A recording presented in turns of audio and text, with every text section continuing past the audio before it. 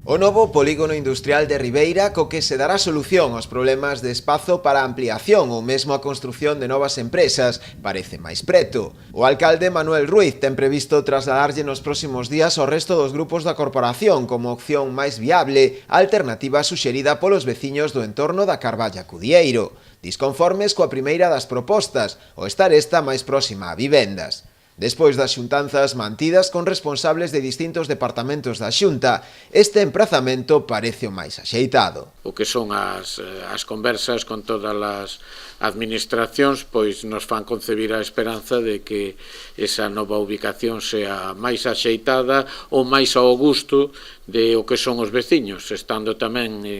con o mesmo gusto que foi a Asociación de Empresarios e o que foi o goberno local, e parece ser que polo que me transmitiron pois os grupos políticos, pois